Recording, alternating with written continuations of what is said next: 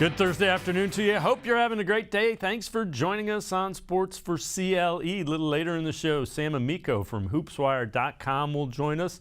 We will break down the upcoming play-in or go-home game tomorrow night with the Cavs taking on the Atlanta Hawks at Rocket Mortgage Fieldhouse.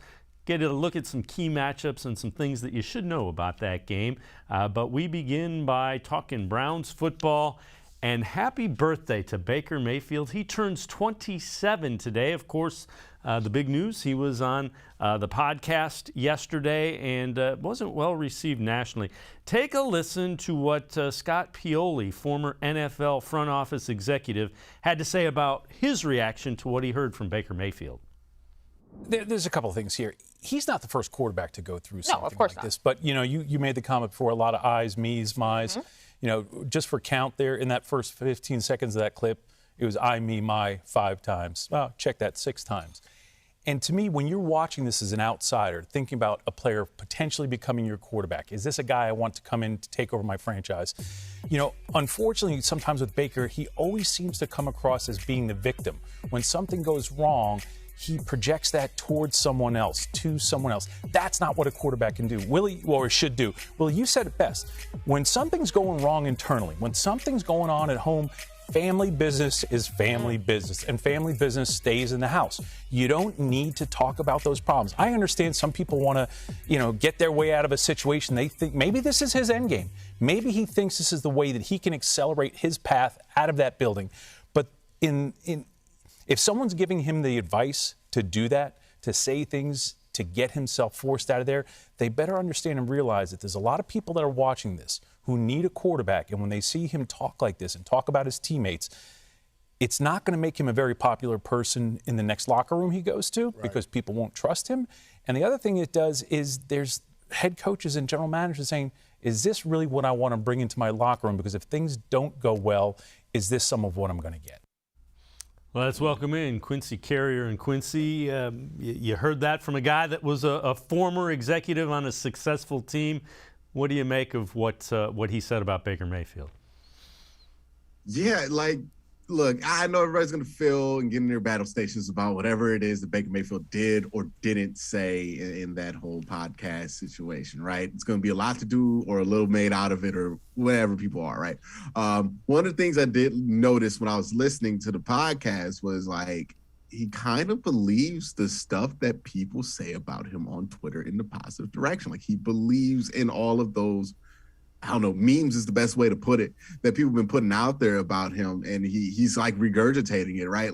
Even when he got to the points where he kind of took credit for the Browns' jump in 2018 from 0-16 to now. I know he kind of shirked it off oh, yeah, I don't even want to get started in that. But it wasn't in a way where he wasn't denying that he was taking credit for it. And that's the kind of thing that will rub people wrong in the locker room. Because imagine if you're Myles Garrett and Baker Mayfield out here talking like he was the reason the team changed when the team was 0-16. Imagine if you're Nick Chubb, who probably doesn't really care about these things, but Denzel Ward, right? Jarvis Landry. They added 4 Pro Bowlers in 2018 to that team. Baker Mayfield was never one of those guys, right? But yet he still thinks that he is entitled to the credit when there have been multiple players on this roster that have been better at their position than Baker Mayfield ever was at quarterback, and yet he still comes around and takes the credit for the change. And that's just not fair to the rest of the teammates. And it also speaks to somebody who doesn't really have a true team-oriented mindset. Do I think Baker Mayfield cares about being a leader? Yes, I think he cares about how that reflects on himself. But I don't think he has the selfless characteristics that would make you think he is a true leader, because it always comes down to something being about him at the end of the day, right? Why wasn't he successful? Well, they didn't do these things for me. Why are fans mad at you? Because they don't appreciate these things about me, or that they're trying to tear me. It's always something to do with him. It's never kind of any selfless energy that's coming from him. And, we all have experience around people like that. And we know that 4 years is a long time to deal with somebody who nonstop, makes things about themselves. And it seems like, I'm not saying this is the case, but it seems like everything you can look from the outside looking in from Baker Mayfield, that's probably the case with him. And if that is the case, I can see how that can be a grating thing to be around over the course of a year, 2 years, and most definitely over 4 years. And that was my main takeaway. How does his teammates feel about him trying to take the credit for what this franchise has done, right? And then he wants to take credit for the leap, right? He wants to take credit for the leap. But then in the same podcast, oh man, I had 4 offensive coordinators. It was so dysfunctional. And it was like, which one was it? Did we take a leap or not under your leadership? You know what I mean? And it's like, you want the good. You don't want to take any of the bad, and you don't want to take any of the blame for the bad. And even when you do, you have a caveat on why it's really not your fault. And, if you want to be the leader, you got to eat the bad on your chest as strong as you eat the good. And sometimes you got to eat the good less so people feel like they're more part of it, and eat the bad more. And he ain't capable. He hasn't showed himself to be capable of that. So, if I'm looking at this as somebody who's supposed to be a leader, like, absolutely not. This guy has showed no traits of being that great leader that we thought he was coming out of Oklahoma, because he just hasn't matured since 2018. So from that podcast, again, it's the You Never Know, You Know What I Mean podcast. Here is Baker Mayfield talking about the mental toll that last year took on him. I was trying to be tough and fight through it, but then physically I wasn't as capable of doing what I would normally was. Mm-hmm. So when I wasn't performing on the field, that's when it really started going downhill. It's like, I can tough it out. I don't care. I'm not going to complain about it. Like, everybody's banged up. Like, I play quarterback. I don't get hit nearly as much as these guys that literally smash somebody every play. Yeah. I have no reason to complain. But then when it started hindering my play and it going downhill, like, that's when I was like, shit. And that's when I started losing my own self-confidence and just losing myself. And, like, this past year was rough. It was. It was rough on me, my family. It sucked because, like, I knew what I could be doing, but I physically wasn't in a state to do it. And then because physically, it was mental. And it just, like, the whole thing was one after another. And so, like, that's why this whole process of now, like, I don't know where I'm going next. And it's kind of interesting to have him admit that he did, his confidence did suffer. Yeah, like, this is stuff we've known about Baker Mayfield for a while, though, right? We've always known when it goes bad with him, it can spiral a little bit, right? Just like it can spiral the other way when it goes good with him. This is just something that's about his personality himself, that, like, hey, when he's playing well, he's riding the highs, but when he's playing bad, he gets deep down in those lows, and it's hard to get. Remember in 2019 where he changed his mustache 5 different times because he was convinced that was somehow going to change the energy around him? Like, this is stuff that, like, whether it's funny or not, like, we have known about Baker Mayfield for a while, and has been a bit of a concern. And again, this is stuff that we have asked him to kind of, it's a tough thing to do, right? I'm not acting like this is easy. You flip a button, you go, like, it's not an easy thing to fix, right? I'm not trying to give off that impression, but when your job is as critical as being the quarterback, the number 1 overall pick of an NFL franchise, they're going to ask you to do everything that you can to even out a lot of this stuff, and that's what I want to know from Baker Mayfield. If you knew that was an issue dating back to 2019, probably dating back for as far as he's played football, right? That when you're not playing well, you have a tendency to go further down, whether it's mental or physical or whatever it is. And it sounds like he's saying it was mental in that clip. Correct me if I'm wrong, but he said it was more mentally to him what was going on with him. And, what was he doing to try to fix that? Did he try to seek any professional help? Did he go to some sports therapy? Like, he doesn't have to tell us everything, but some transparency would be nice for teams, I would guess, to know, like, hey, what did you actually try to do to fix this? Because that's been another thing, right? Mechanically, we've been having questions about things that Baker Mayfield has needed to fix with his mechanics for years. His feet, right? Main thing. There's other things, but his feet, right? And every time we ask him, hey, what are you planning on doing? He tells us he doesn't need it, right? So what if he knew mental health was an issue that took a toll on him, that he could not handle things? We hear about this with star athletes all the time. Sometimes it's Kevin Love being open about it when he's playing with LeBron, and he's like, hey, this took a mental toll on me. I needed to get my mental health right. Okay, cool. I have no problem with that. Like, obviously, nobody should even have a problem or an issue with that.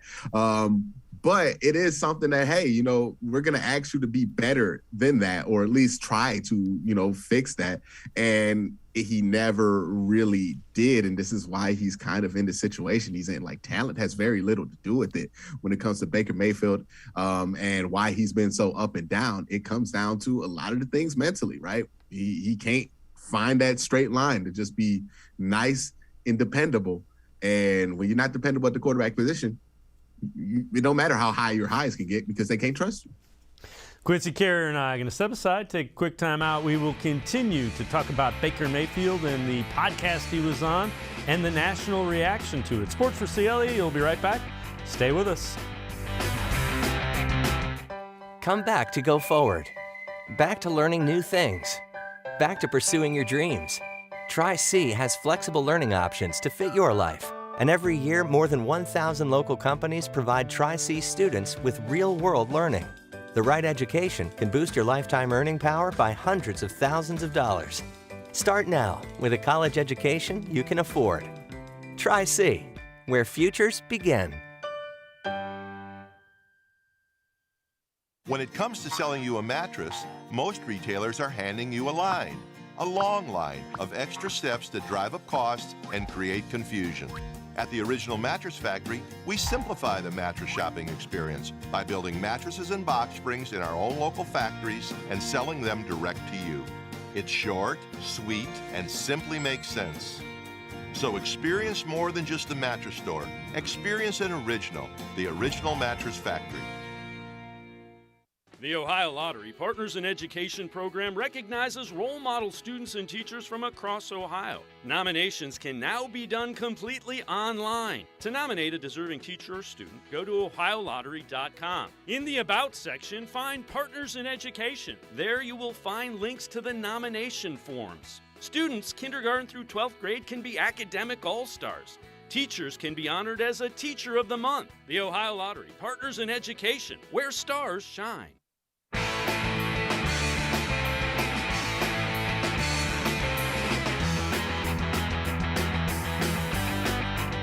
Quincy Carrier and I continue to dive into Browns. We'll hear a little bit more about the national reaction to Baker Mayfield from his podcast that he was on yesterday. So this one, ESPN's NFL Live, Dan Orlovsky on Baker Mayfield and what he needs to do.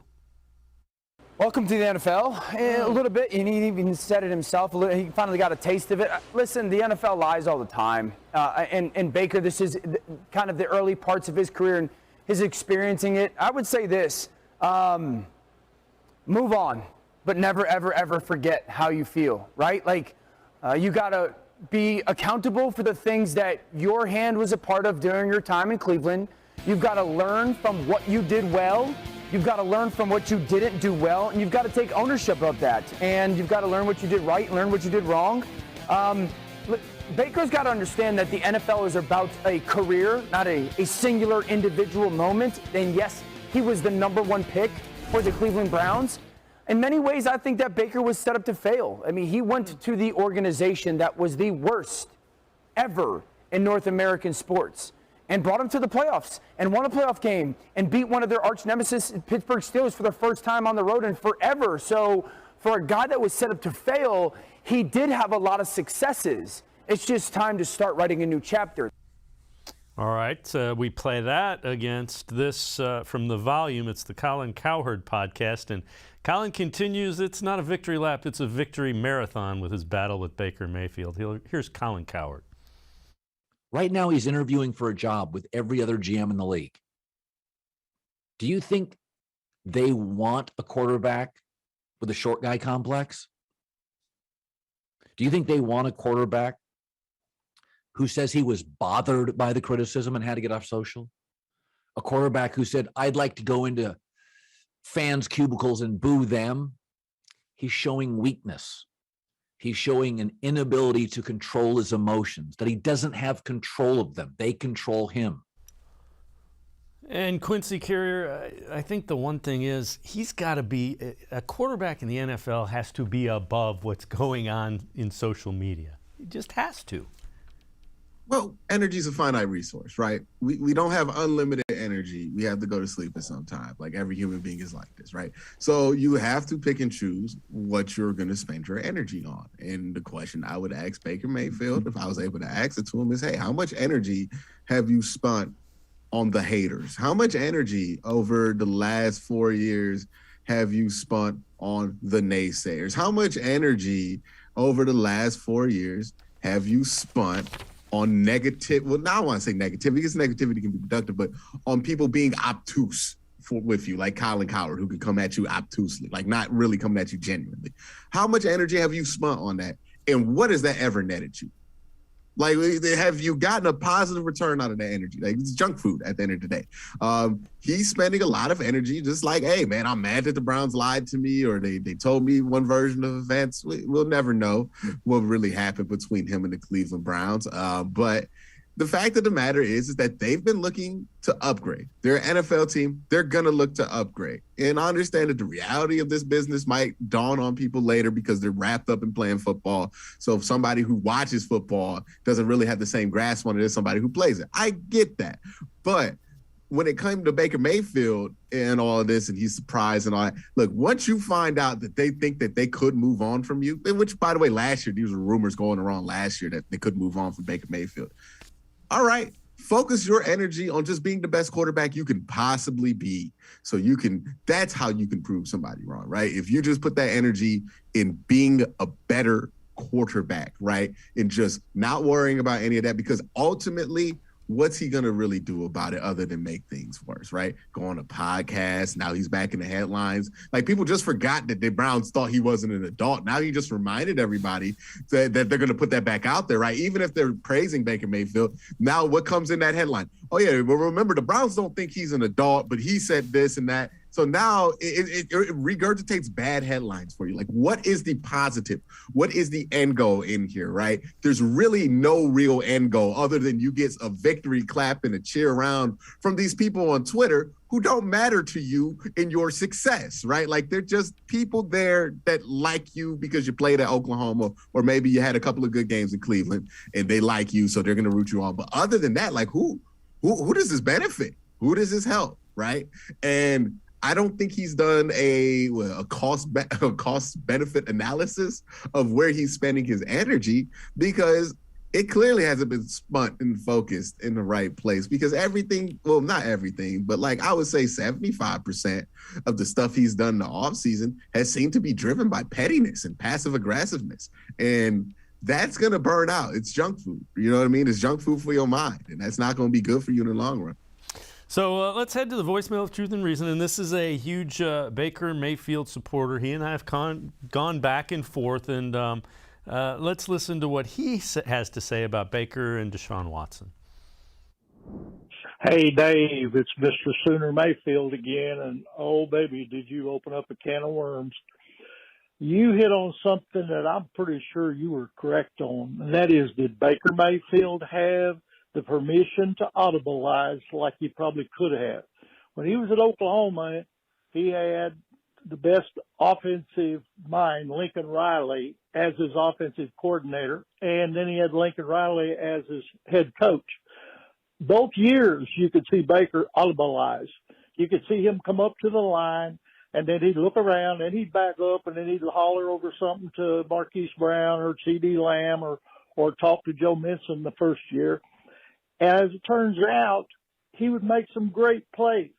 I did not see that hardly at all, especially during the times when everybody said he was frustrated with the calling. You could see he was frustrated with the calling. And there was that one game, Chubb had to just get a 1st and 10 on 3 carries, and he didn't do it. That wasn't Baker. And then there was another game, there were drops. So, yeah, Baker is not the main problem. Now, I will tell you this. Deshaun Watson has proved to be a better quarterback on the field. I'm just concerned he may not be off the field. Thank you for your time. All right. Quincy, I'll let you go on that one. Y'all remember 3rd and 9 when Freddie Kitchens was here and we did a draw play? Y'all remember that one? Everybody called Freddie Kitchens an idiot for like 2 weeks. Worst call ever. You know what that was? That was a Baker Mayfield audible. You know how I know it was? He did the same check this year in a football game on 3rd and 9. And he checked into a draw play because he thought it was going to work. The reason you did not see him in the later half of the year checking in and out of anything, because he's bad at it. He's not good at deciphering defenses. Anybody who has watched the Browns film that is not a Baker Mayfield, like paid by Baker Mayfield or Baker Mayfield himself, any independent person who has looked at that film has said, boy, it seems like Baker has a real hard time deciphering zone. It just seems like that is a thing.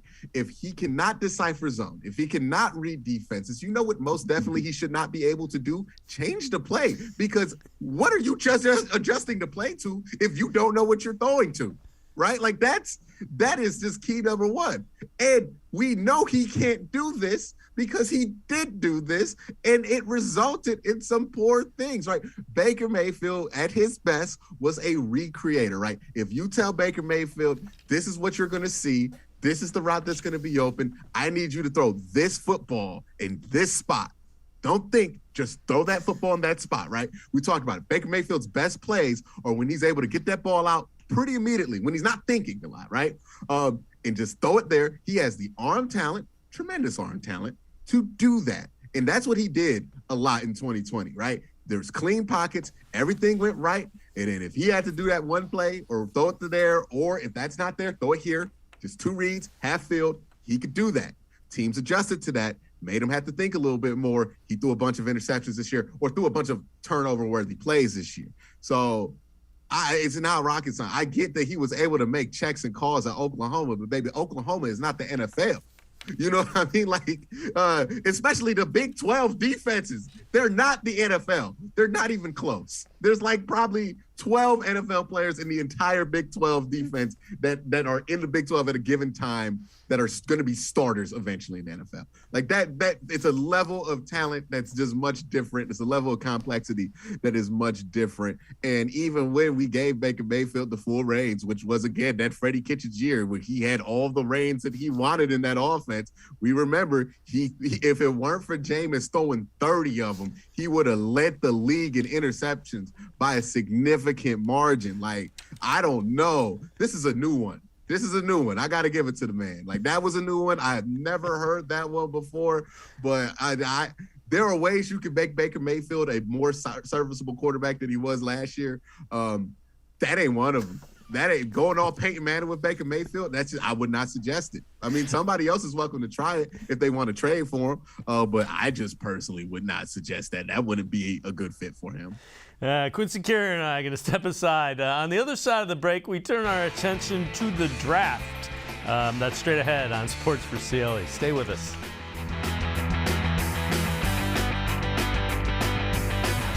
The Ohio Lottery Partners in Education program recognizes role model students and teachers from across Ohio. Nominations can now be done completely online. To nominate a deserving teacher or student, go to ohiolottery.com. In the About section, find Partners in Education. There you will find links to the nomination forms. Students kindergarten through 12th grade can be academic all-stars. Teachers can be honored as a Teacher of the Month. The Ohio Lottery Partners in Education, where stars shine.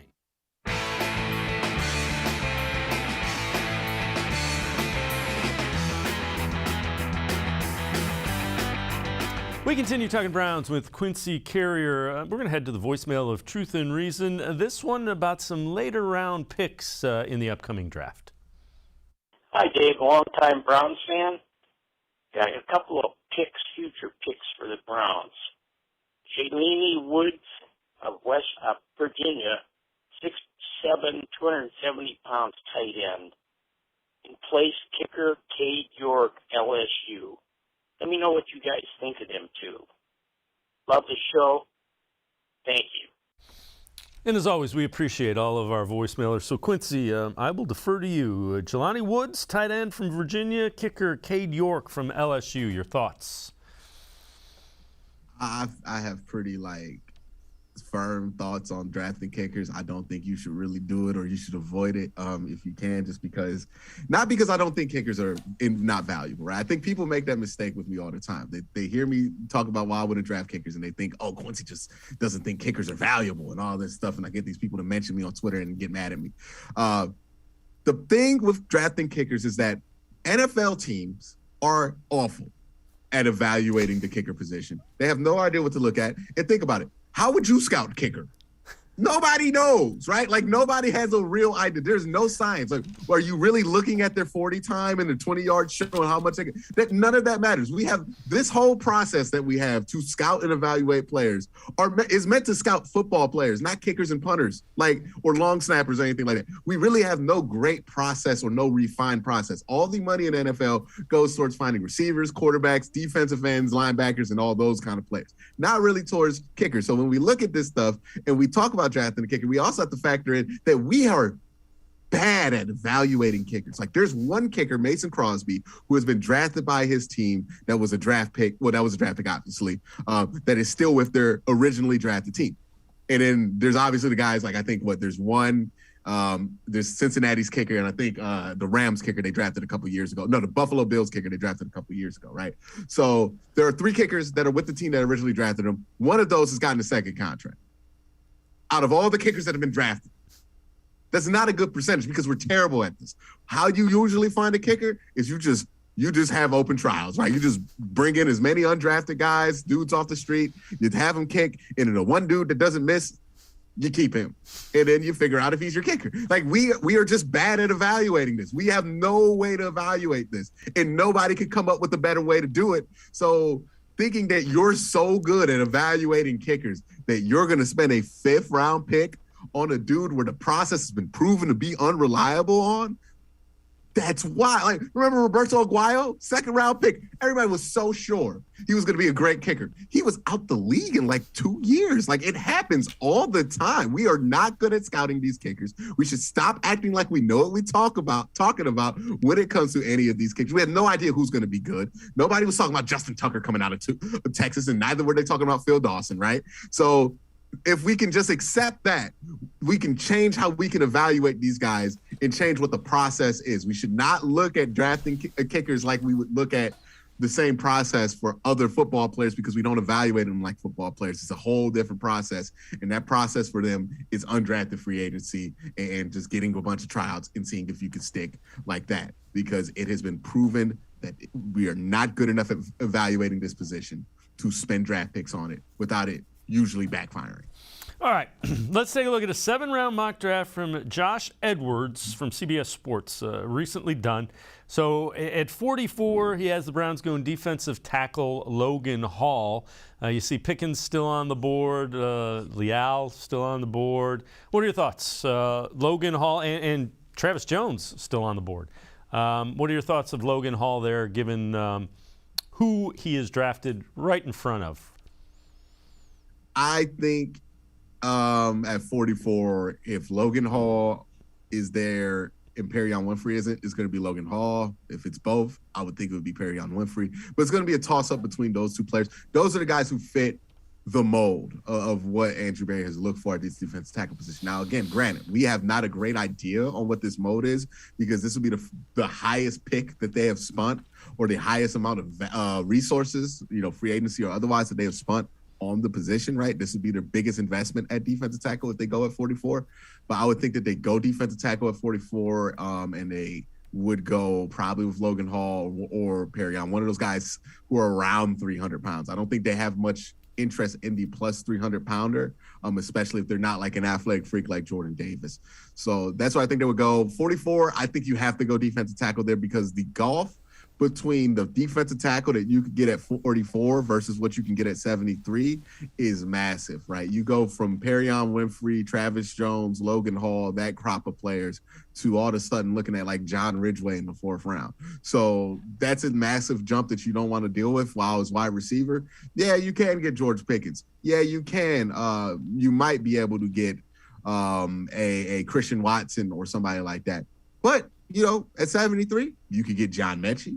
You could get Justin Ross. You can get Alec Pierce if you like that. Like, there are a lot of other more valuable options there at 73 and 78 and 99 for the Browns. So I would think that that's probably philosophically along the lines of where the Browns can look at. All right, so let's take a look at the 3rd-round picks in this draft. So at number 78, they go edge rusher Cam Thomas from San Diego State. You see the guys that are still on the board there. Then At 99, so that's the compensatory pick, they go with the wide receiver, David Bell from Purdue. And you see Mechie taken, in this particular mock draft, one spot ahead of him. What do you think of going edge rusher Cam Thomas and wide receiver David Bell in the 3rd round? It would make sense, especially if they don't think they could bring back Clowney to go edge there.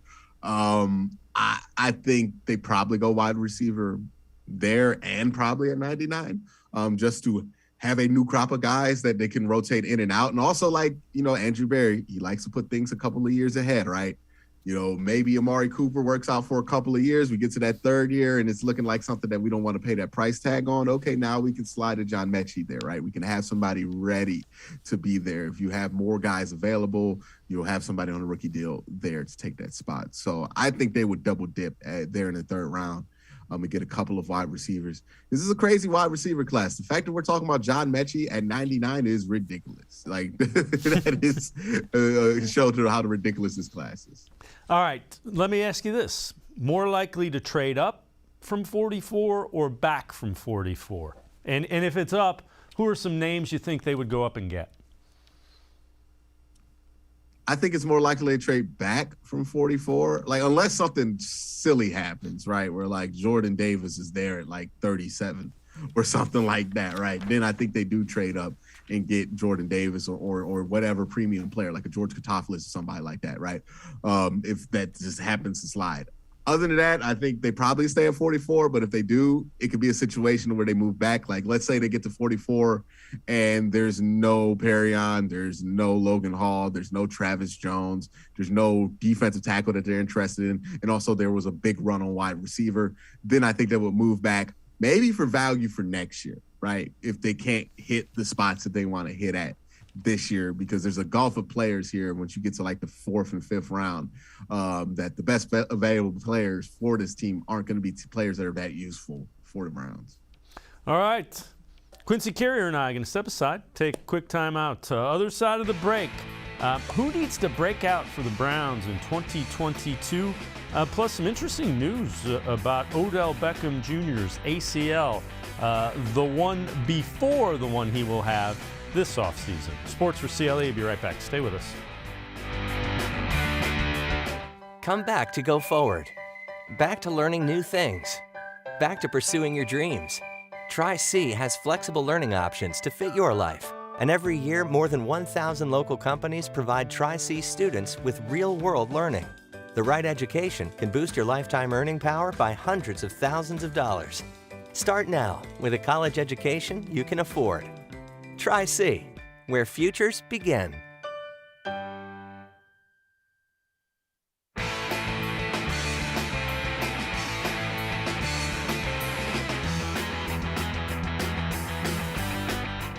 We continue talking Browns with Quincy Carrier. This one's really interesting from the Pat McAfee Show. Ian Rappaport talking about Odell Beckham Jr.'s ACL injuries, plural, both of them.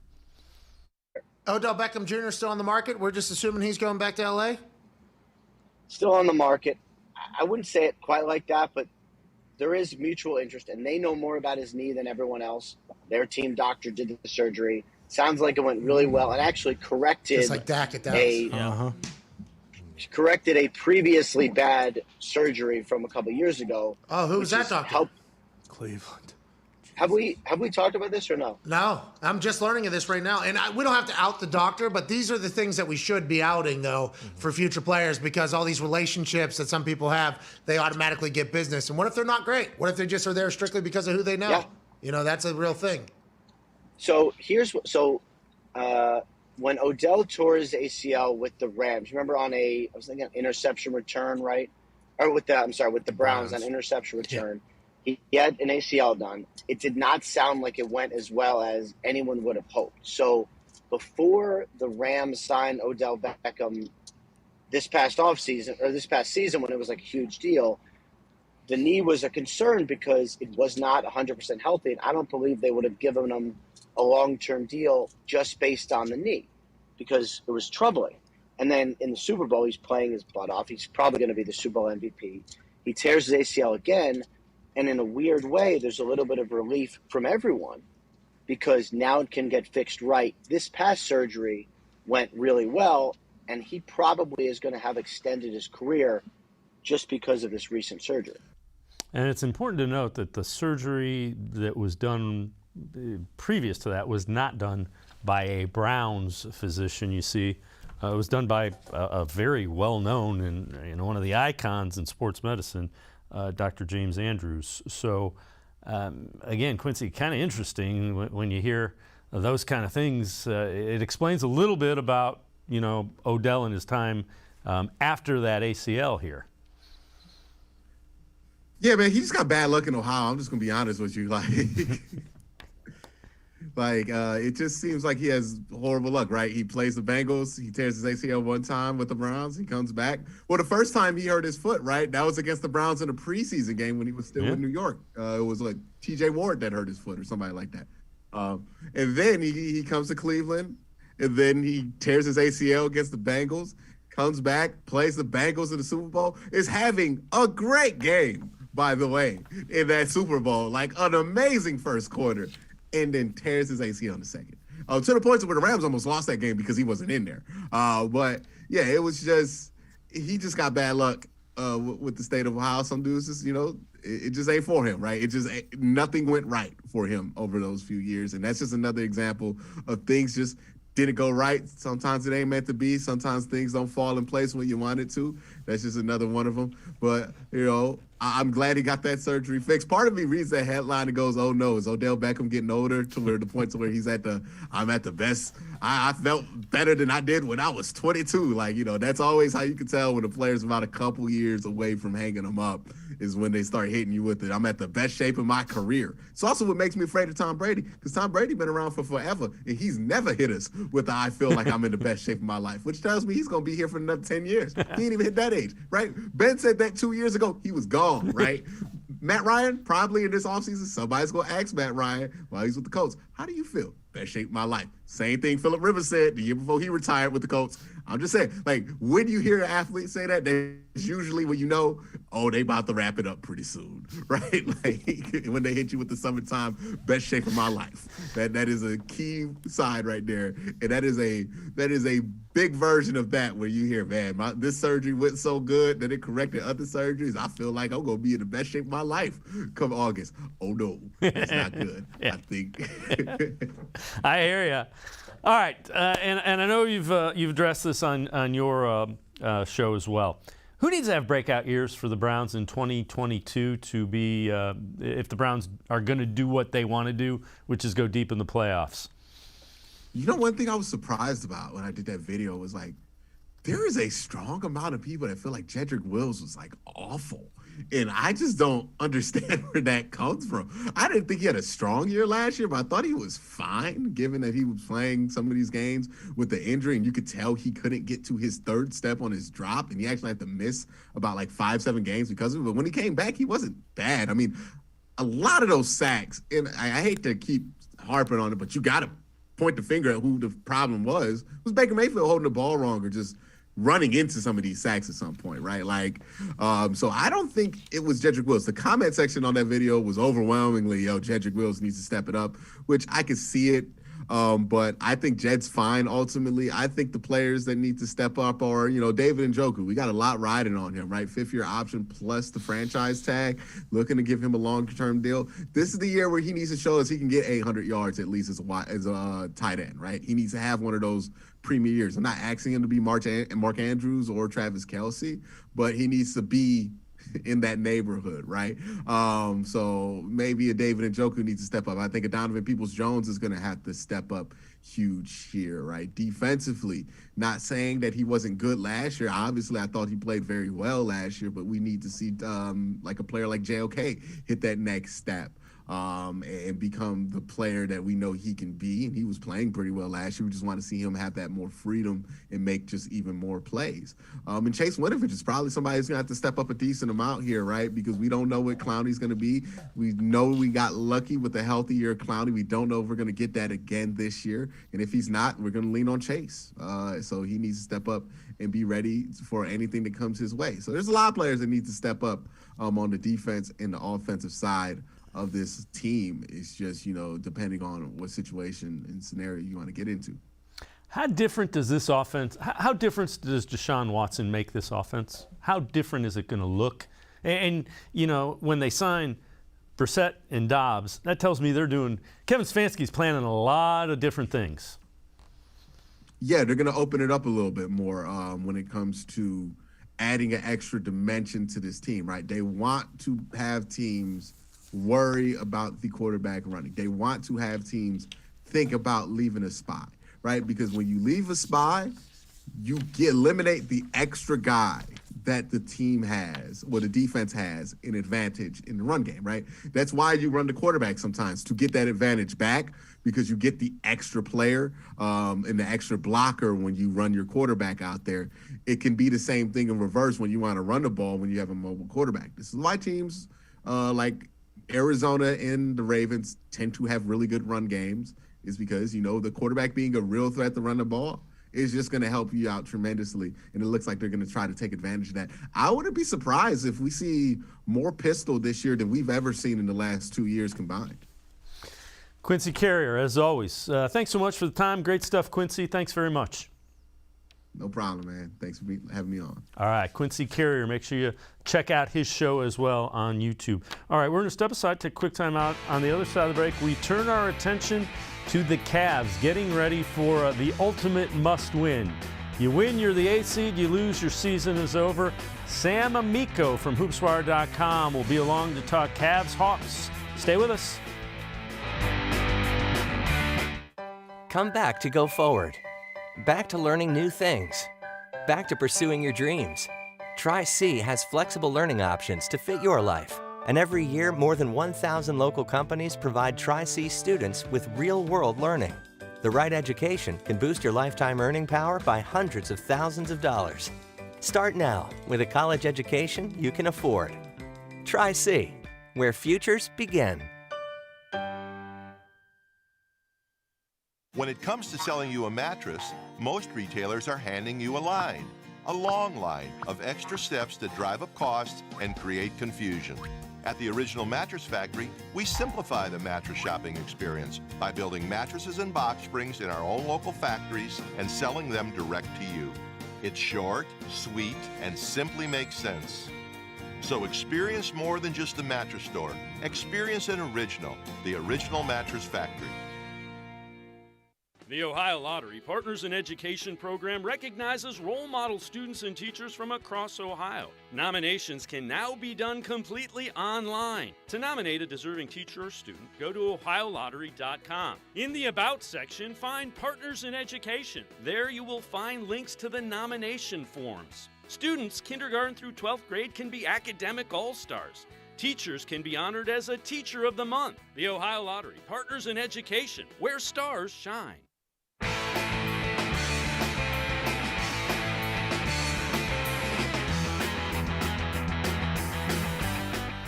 We turn our attention to a game for the Cavs tomorrow night over at Rocket Mortgage Fieldhouse that is win, and you're the 8th seed, lose, and your season is over.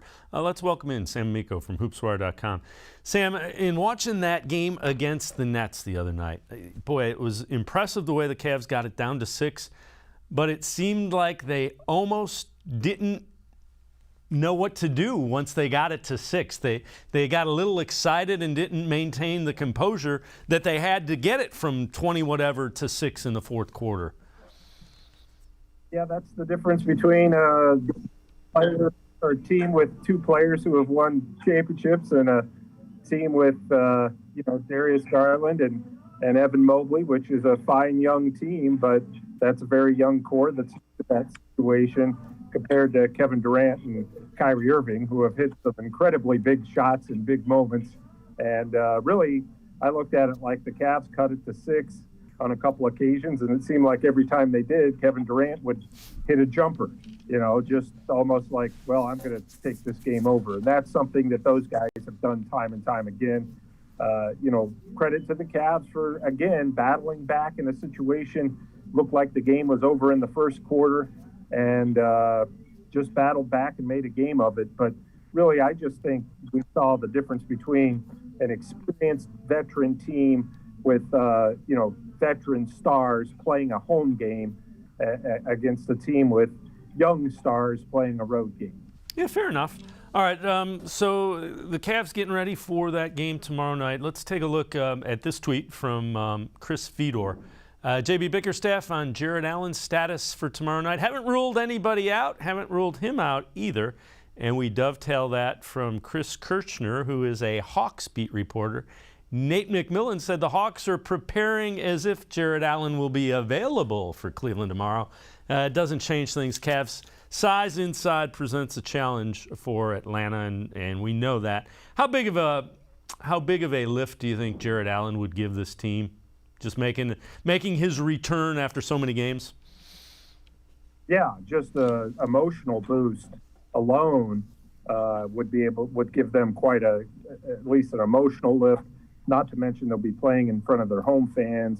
That all that kind of stuff creates a little bit of that extra energy you could use in I was going to say a big game, but truly it's the biggest game of the season for both teams. So, from the Cavs standpoint, you have a home game, you have your all-star center potentially coming back. It sounds like Jared Allen is intending to go, even if he plays 12, 14 minutes. That's a huge emotional boost, and will help them on the floor too. I thought he would have really helped them against the Nets. When you consider how many points inside the paint the Nets got, you don't really have to worry so much about that with the Hawks.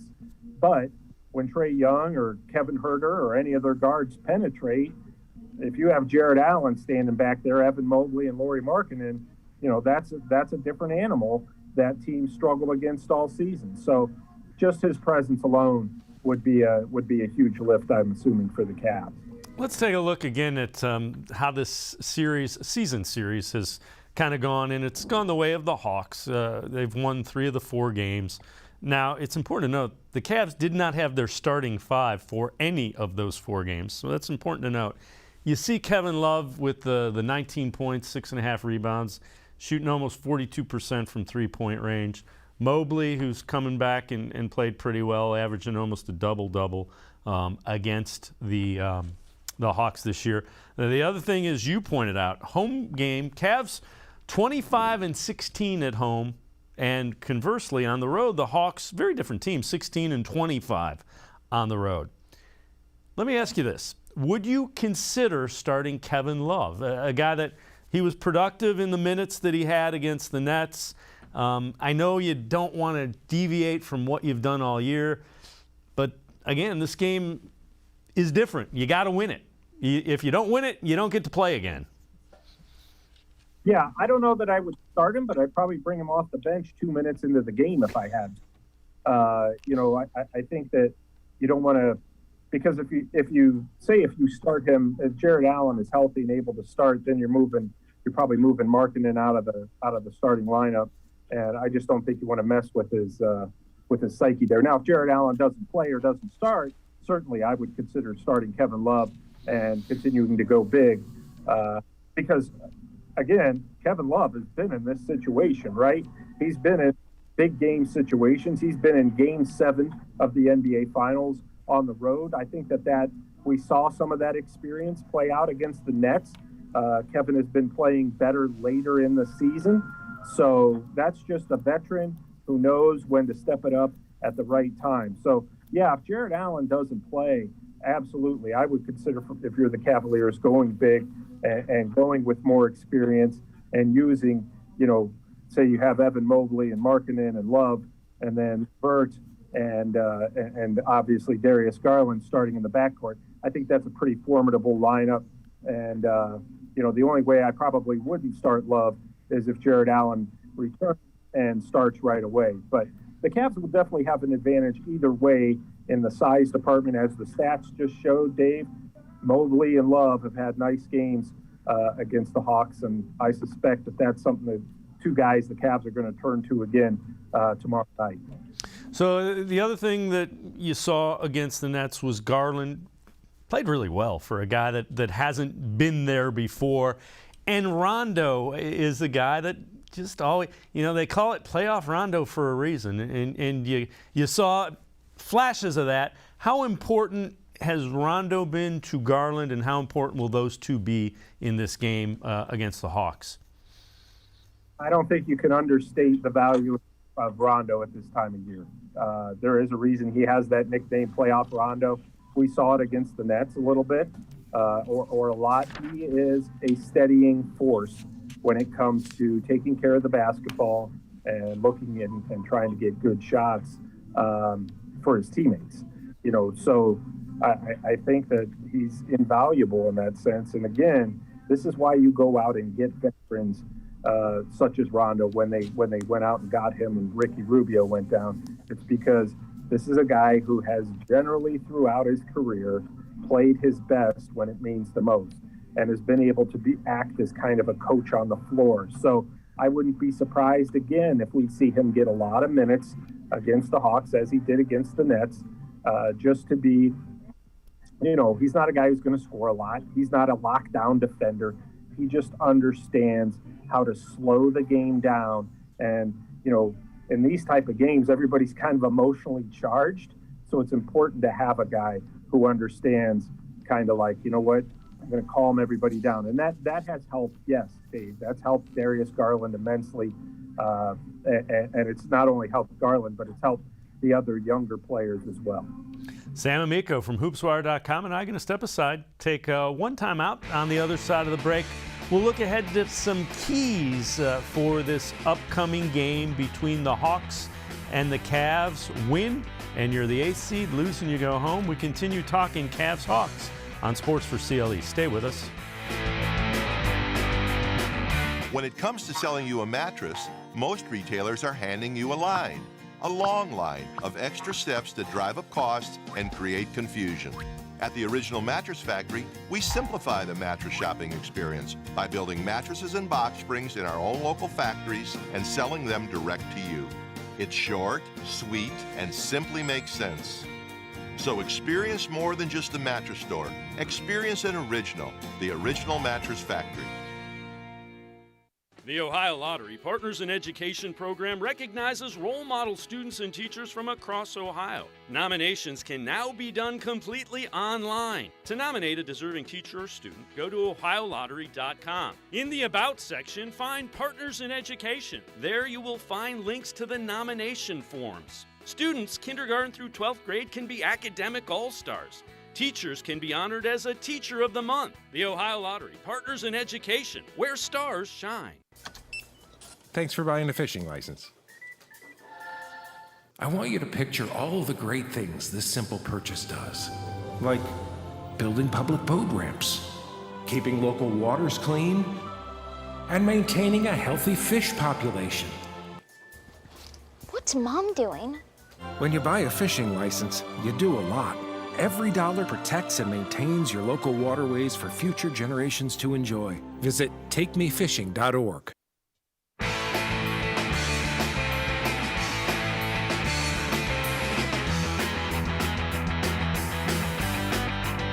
We continue talking Cavs and Hawks tomorrow night for the right to be the 8th seed and go against the Miami Heat. Let's welcome back in Sam Amico. Sam, so while we've been on, Jared Allen has been upgraded to questionable for that game, which is a good thing. What are the keys? Some of the keys when you look at this, what are the keys to this one for the Cavs to come away with what they need as a win to get into the playoffs? Big key is going to be how well and you're obviously not going to slow down Trae Young, okay? Just like they couldn't slow down Kyrie Irving or Kevin Durant. Nobody does that.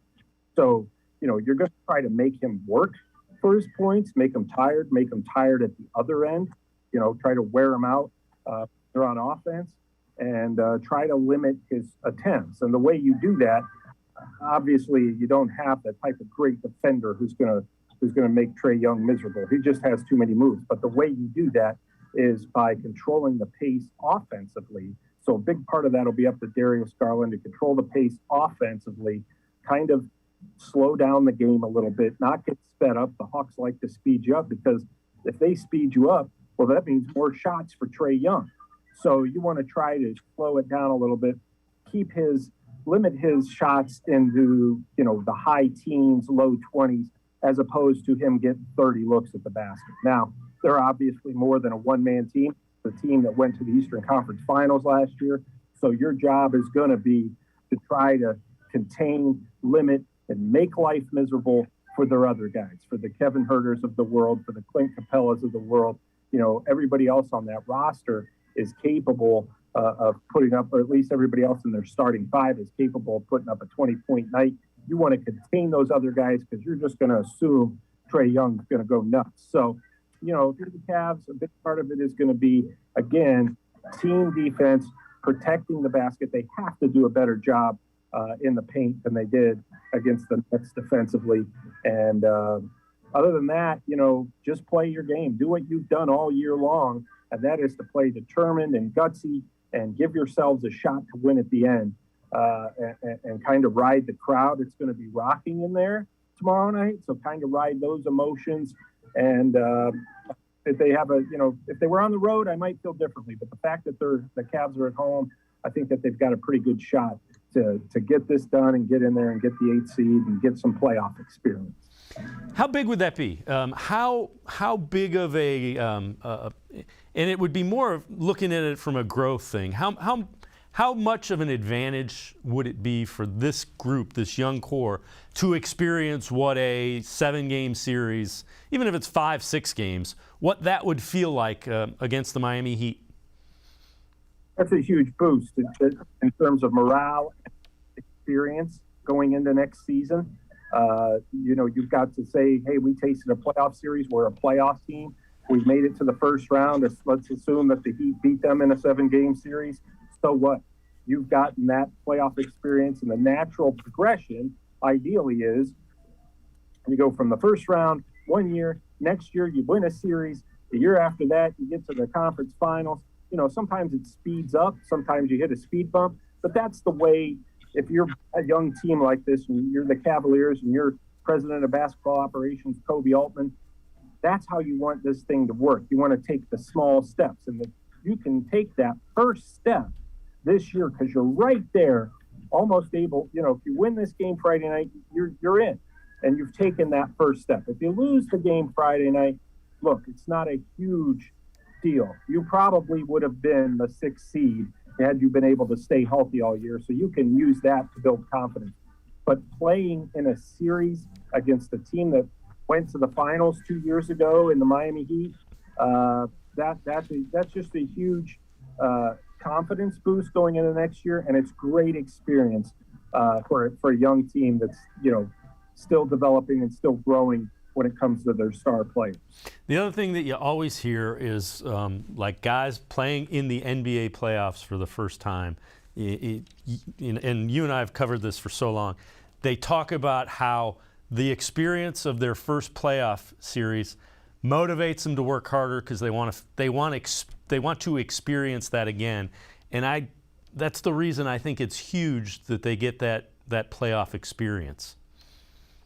Yeah, when you're in the playoffs, you know, for one, there's the experience, but for two, you know, you kind of get more notoriety, you get more respect, and you just kind of get that feeling of it really is. There's a reason they call the playoffs the second season, because it's a little bit different style of basketball. You're talking about, you know, it's more physical.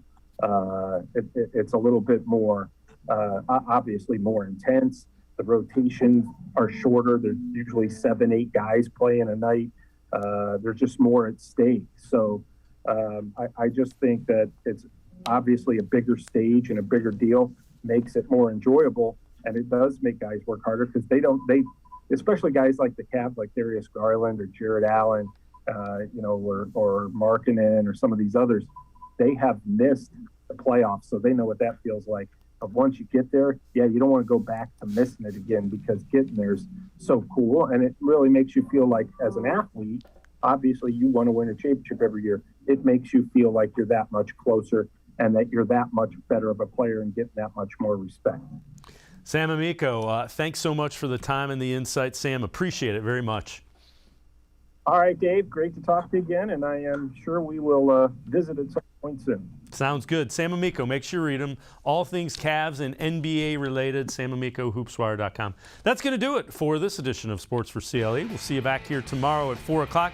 Scheduled guest, Scott Petrak, Browns beat reporter from the Elyria Chronicle-Telegram. Bobby DiBiasio, Senior Vice President of Public Relations for the Cleveland Guardians. And Doug Ute will talk NIL, name, image, and likeness for the OHSAA. That's tomorrow at 4 here on Sports for CLE. Have a great night, everybody. We'll see you tomorrow at 4.